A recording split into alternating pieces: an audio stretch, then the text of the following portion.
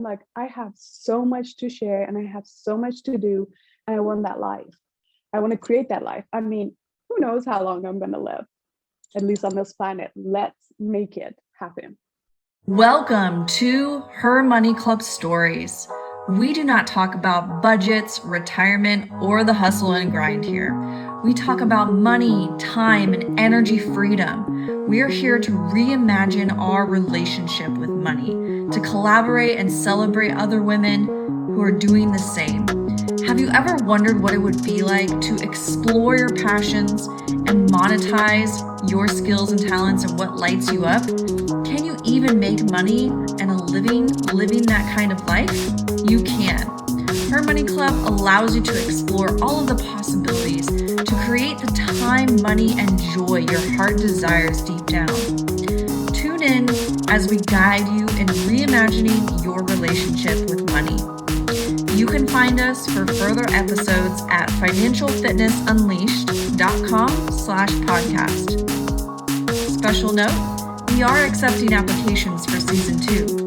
We would love to support you on your journey with money mindset, leaving a corporate job to step into business for yourself, or discussing how to build wealth. If you want more guidance in any of these areas, you can apply to be on Her Money Club Stories today at financialfitnessunleashed.com/podcast. See you in there. Hello, everyone, and welcome to Her Money Club Stories. My name is Rachel Minnie. I am the founder of Her Money Club.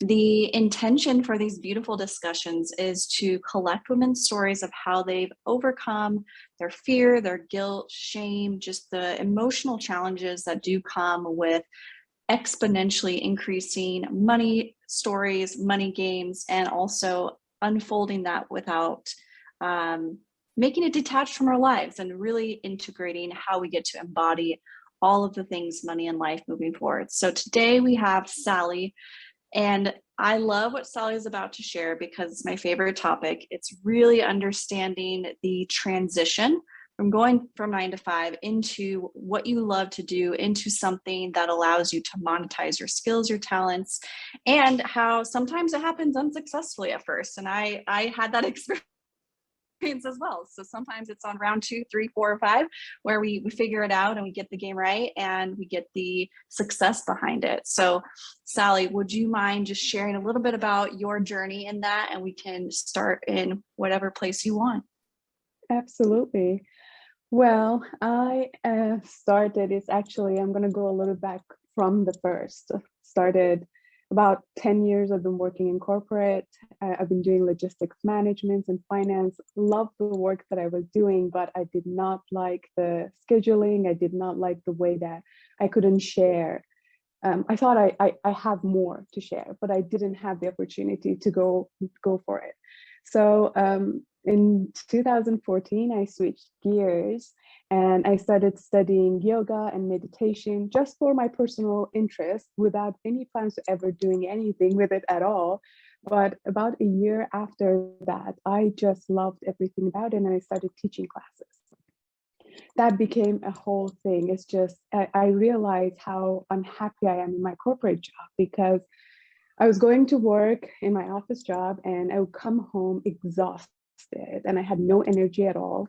Then I was going to teaching the classes after my office hours and I would walk out having extra energy. And I'm like, what is this? I want this. I want every day working, feeling like this. So slowly I started kind of finding my way, moving away from office job to my teachings. It was hard. I went through a whole lot of it, but it didn't take actually as long as I thought. It was just like nonstop looking for it. I found my way. I quit my office job and I started teaching yoga and meditation full time. It was wonderful for the first couple of years. Everything was just going as planned until I started dealing with some health issues. And it got worse and worse. It was undiagnosed. Doctors couldn't figure out what's happening to me. And it got to the point that I couldn't teach any more classes. I couldn't go out. I started losing my contract. I started losing classes. At some point, I couldn't physically even demonstrate, so I couldn't teach. So I was trading money. I was trading hours for money. So it became to the point that it was bills after bills, medical bills after medical bills, no job, and the balance was just going off. Mhm. Just all stress and nothing was working. I had no idea what to do. So with my physical health situation that I was going through, I started thinking, I'm like, okay, I think the only thing I can do to be able to live for now is to go back to office job. At least I can sit. I don't have to move my body as much. Mhm. And I know what to do. I mean, I'm a finance girl, there's job out there. So I moved there. I went back. I went back to office job, and I failed, in my opinion, at that point. Yeah, I'm like, in your okay, mind, right? Yeah. yes, yes. So, but then, well, I never give up, obviously.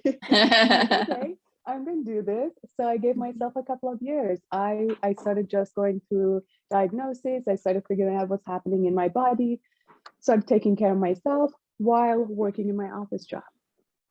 Tried to make best of it. I mean, I love the numbers. I love working with numbers, but it was just good and bad. So I tried to stay positive and save a little bit of money at the same time. And so on the side, I started my social selling or network marketing business that I have. I was doing a little bit here and there, and I just wanted to move away. I started planning and planning, and this time I knew what I have to do different. I was like, okay, I can't trade hours for money for the rest of my life. I know it's not going to happen. I'm not going to be, it's not going to happen. We are getting older. Our body's getting older. So this is not going to work. It has to be something else. So I decided to go for passive income and residual income. Those are the two things I thought, okay, I have to have more than one stream of income, and it has to be not trading my hours for it. So I started social selling or network marketing. And then I decided to start creating courses because I had a lot of knowledge from whatever I was teaching on. I was a health and wellness coach for a long time, teaching yoga, meditation, aromatherapy, all of it. And at the same time, I had the whole new thing of taking care of my body in GI issues and gut repair. That was my personal history. Mhm. So I decided to create courses on these and help other women out there really to take care of themselves with all these tools, because going through everything I went, using all medication at some point, all toxic products I had at home, everything that I thought they're good, I realized how much they were making me sick and sick. So I changed my life first. And then obviously I decided to start making courses. I was getting sick from the toxic product I was using. So when I started changing my lifestyle at the same time and taking care of myself, I realized, okay, it's been years of it. And now I know I took so many classes, I got so many certificates. I'm like, okay, I can pass it on.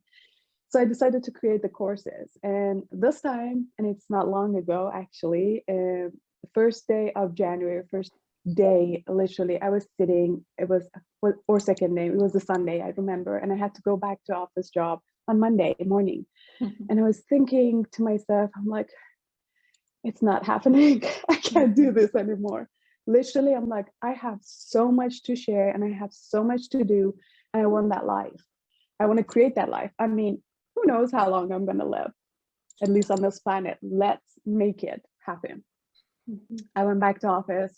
First day, I tried to keep my cool. On second day, I just gave my 2 weeks notice. That was Yeah. it. That was back in January.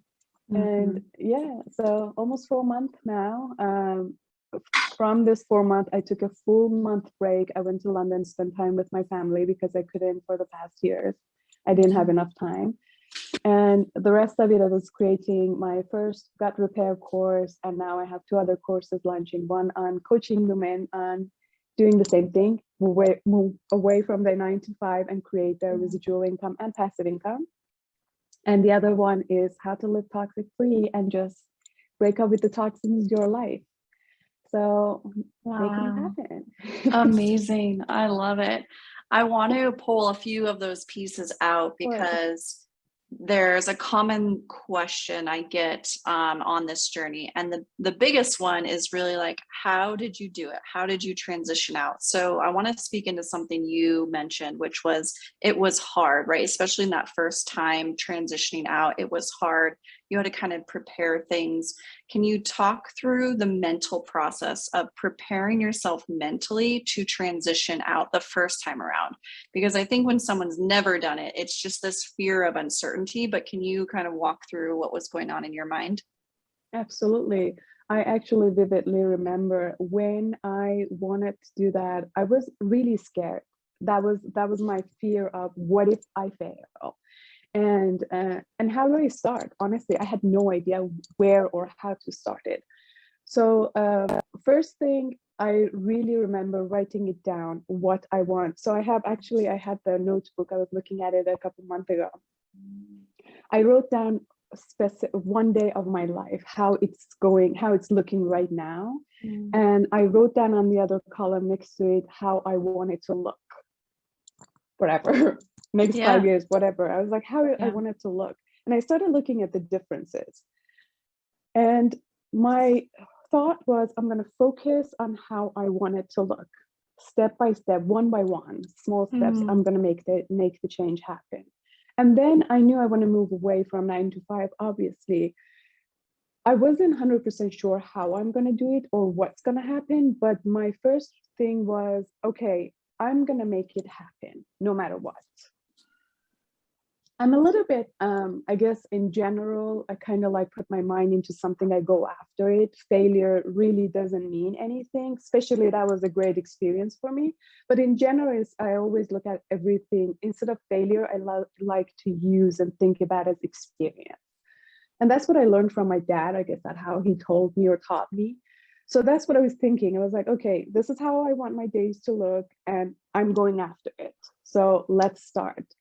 And then from there, it was just literally consuming every information I could to keep myself first informed, obviously, and second motivated to do that. So I started following people on social media that they moved away, the yoga teachers that were teaching full time or traveling. I started listening to podcasts all the time, audiobooks and podcasts like non-stop. So I think it's really important to keep yourself motivated. And this is just having those information around you, and just make the decision. That was it for me. Make the damn decision, because just to getting to that point, making the decision, I really want to do this, like for real, that took me months to get there. Yeah. The decision is the first part. And I'm glad you brought this up and even said it in those words, because there's really like 3 parts to getting anything that we desire. That first decision, mark, right? Which I think most of us actually skip that altogether and try to go to the how do we get it done, the result part of it, the part that's like, okay, let me try to figure it all out first before I even decide that I'm going to go that path. And it's like, that's kind of the point in deciding first, is like, you're going to commit, which is the second step to resolve how it's going to get done. And it works itself out, right? And to your point, it could be a failure, it could be a success, but not attaching that label to it allows you to resolve whatever it is that you're deeply desiring. So I think you nailed it. It's deciding. That is literally the first step. And I love your example of how you wrote it out side by side, not in a pro-con list, but in a what do I want list versus like what's happening, and transitioning that slowly through habits and transitioning your thought process, which is fabulous. I love it. Excellent. Yes. I also want to point out, so you also mentioned that you wanted to focus on passive and residual income. Can you share what that means to you specifically? Because lots of people have different ideas around what that could mean. So how does that show up in your life? Yes, absolutely. So first I started with residual income. For me was just I was thinking about, okay, what if I can't work next time I'm sick? What if I'm traveling? What if something happens? I want to make sure those hours that I'm not working, I still have a stream of income. And to me, that was the residual income I was looking for. And to me was the company that I was using their products for a very long time. And I knew they had this opportunity, there is this opportunity to go and start working with them. And network marketing. And I heard obviously a lot of like good things and bad things about network marketing before many years ago. But then I knew it's working. I started actually following a couple of people that actually made it there and made it to the top. I became their top leaders, and they were making a very good so it was a very good source of income for them. They actually replaced their income with it. And I was like, okay, if one person can do it, hell yeah, I can do it. Yeah. I'm gonna go for it. Yeah. So I started with that. That was the residual income I wanted to bring in. And it was easier for me in a way because I was already loving the products and I knew how to use them. So it was kind of like going out and telling, and literally this is how it worked. I was talking to my sister. I'm like, oh, your skin, oh, you have this spot on your skin, use this oil for it, or use this product for it. Mm-hmm. And it's like whenever you share with your friends and family when you go to a great restaurant, you want to tell everyone. So it started like that for me, and it wasn't as difficult. It was a little bit hard because I've never done really sales in my life. At the beginning, I was kind of like trying to stay away from that sales word, but it worked out perfectly. And I started getting that residual income slowly, building up on that. But then definitely I was thinking about, okay, I want both of it, different stream of income. That's why I went to creating courses. And that's to me passive income. That's you actually have the products or service you're selling, but you have to kind of work for it basically yourself, whether you're promoting it or you have to be on top of like selling the one by one. The network marketing is you have a team of people. Every time anyone buys, you get the bonuses. So that's the residual income is built up. For this one, passive income, so it's just the products and services you're offering. And combine both together, that's perfect to replace. I mean, for me, it was perfect to replace my 9 to 5. Mm-hmm. Beautiful. I love how you tied all of those pieces in, because a lot of people, when I help them monetize their skills, monetize their talents, they're not sure kind of how all the pieces will work together. So I love that you used your natural ability and skills to kind of put the pieces together, and you didn't maybe call it something, right? But like you just figured that process out. So I want to specifically call out for you, like, because you already have, but I want to see like how you would phrase it. What are like the 3 like main things that are just so unique to you, because you have all these different ways in which you go about doing things or selling things or sharing things? What are the 3 unique skills about you that make it special to like be a part of either your courses or the things that you sell? Well, first thing I'm going to say, I think the way I teach, whether I'm selling the product or the services or my courses, is just teaching about something. I think the way I teach, I simplify it. And the reason I think that, and I try to do that, because English is literally the 4th language I learned. So I still think my English is not good. And I always think about, first I started teaching, I was very uncomfortable about that as well. So I don't use big words. And even in our conversation, it's just like very simple. And that's how I am. That's how I learn.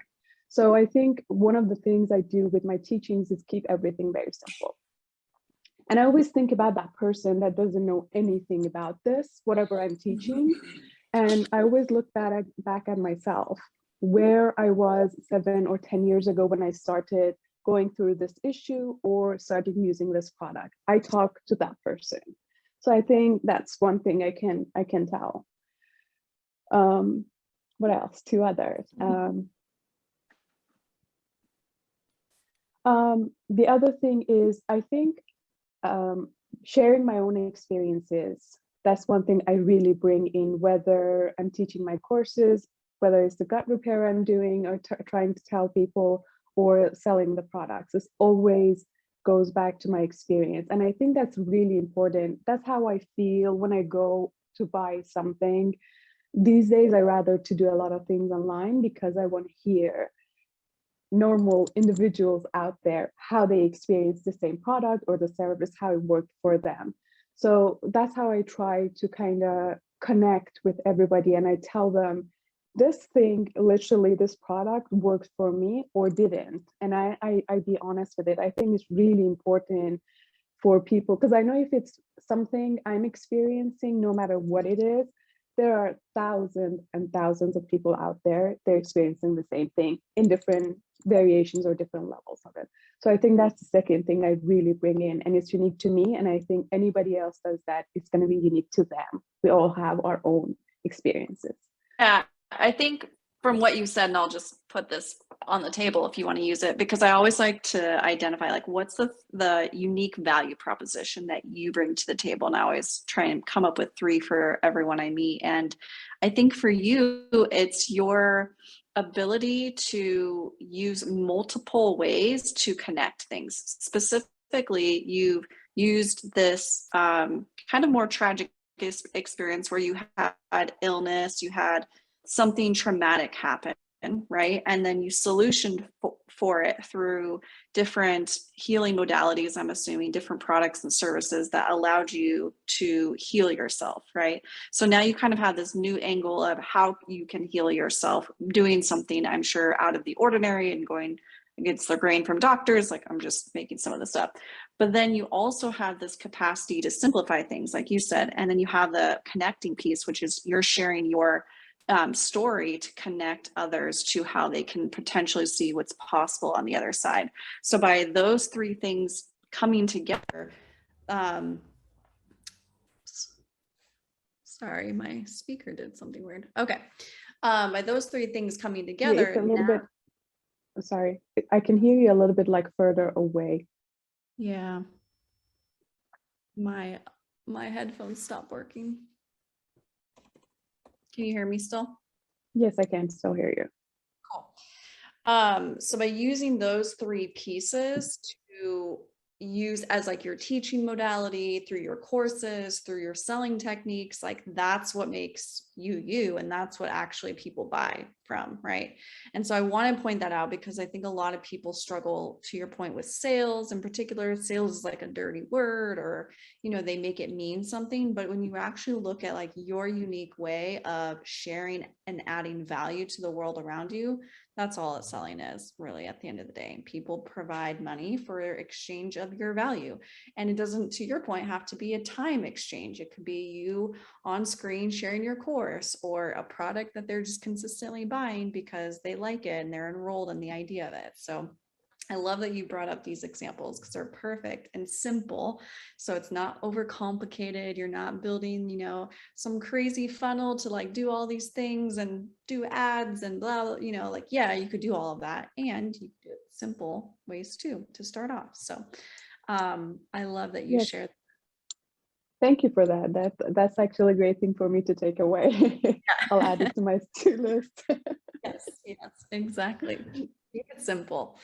I want to connect to any challenges you've had like on the money front, and how you maybe either overcame them or maybe something you're still navigating through. Is there any specific challenges that you've had that you want to share?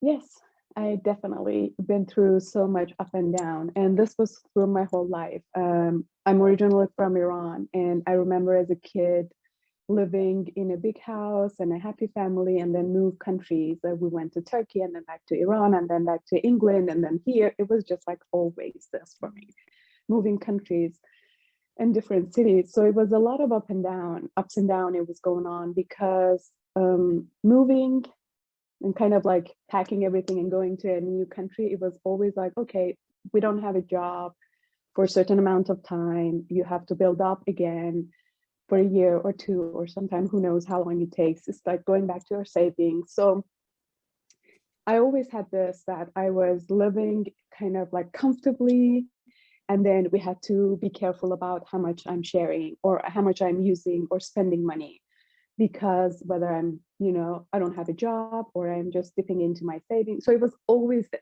It was always like, great, I'm just comfortable, and then I'm not comfortable, then I'm comfortable, then I'm in debt because I have medical bills. It was always this.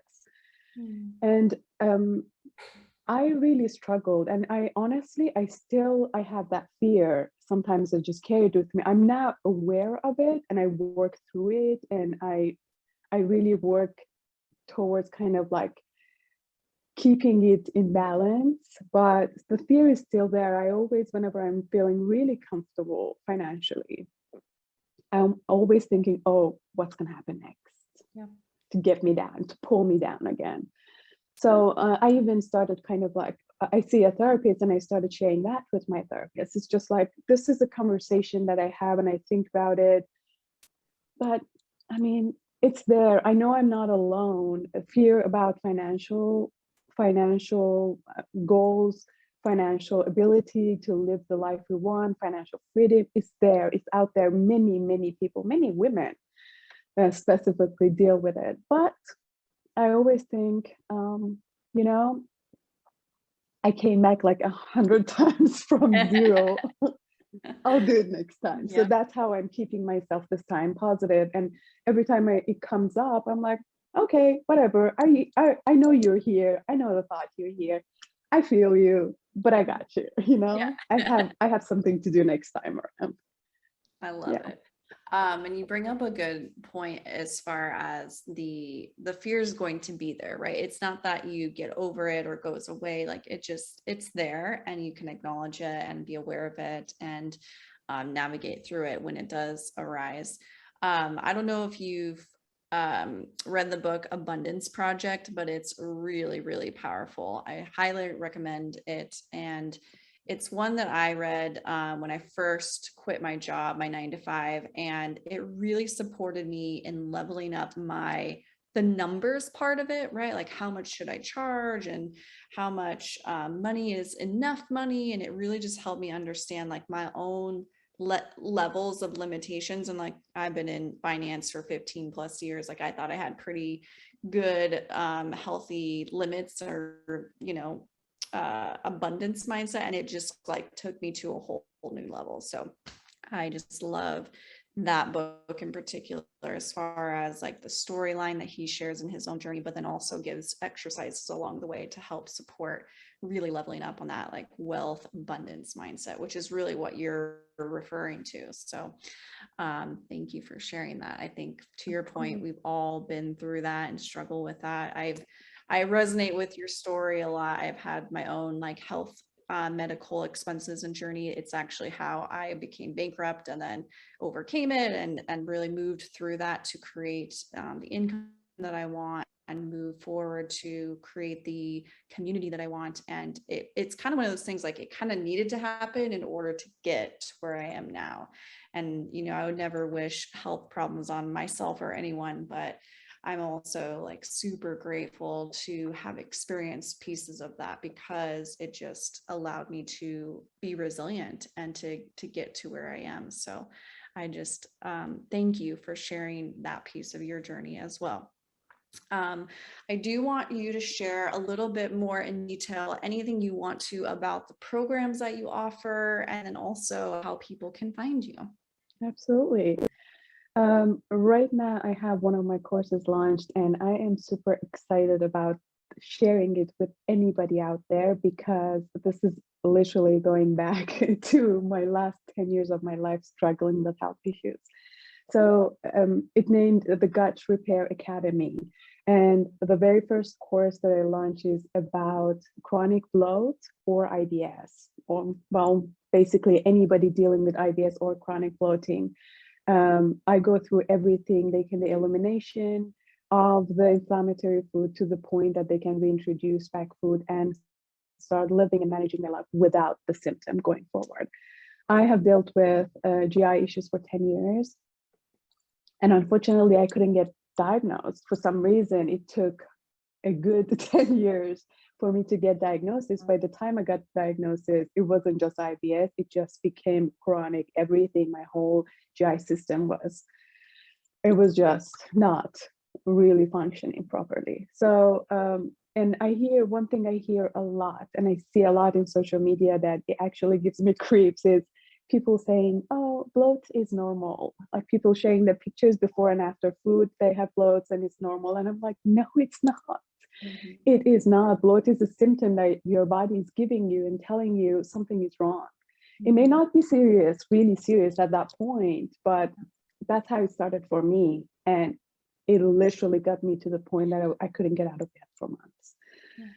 So, and this is my first offer that I'm very, very excited about. And I love anybody out there. Just if you're dealing with bloat, please do something about it. And I do share a lot about it on my Instagram stories or Instagram account for free as well. So that's one thing that I'm really, really passionate about.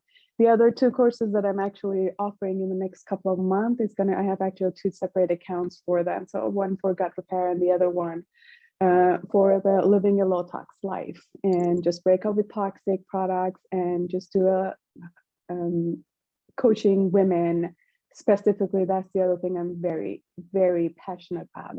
I just want to help women to just get the hell out of the place you are and you're hating it. Just do it. I've been there, I lived there. At some point, the fear, the financial problems, it was stopping me. And I stayed there too long. And I'm hoping that I can help women out there to get out of that rut.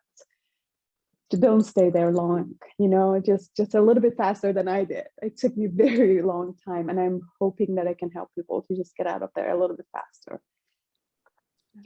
Yeah, those are the things right now I'm offering, and I'm coaching women on both side of it, and I'm really, really passionate about it. As you can tell, I can't stop talking about them. So I'm online on my Instagram almost all the time, so sharing about all these things. But yes, I have my Instagram accounts. Those are the places that I'm most active. It's my main Instagram account is Sally Yogi, which is SALLYOGEE. This is the times I was a yogi and I was teaching yoga a lot. I created the account, so I just kept it as it is. But mostly talking about low tox and just business coaching on the account. And my website is sallyyogi.com, which I share everything that I spoke about today. It's just like, it's there. It's still a little bit not too broad because I'm just doing everything myself all at the same time, and I just started kind of this new thing, but I have enough information shared there, and I have everything there as well. Beautiful, beautiful. Thank you, Sally, so much for sharing, for your time, for your energy put towards this conversation, and yeah, just really sharing your story. I know how important it is for you to get that out, but also for others to hear it and to resonate with it as well. So thank you. Of course. Thank you so much for having me. I love your podcast and I love what you're doing, because I think a lot more people, a lot more women need to hear these stories and just start making the change they're looking for. Agreed. Thank you for your work.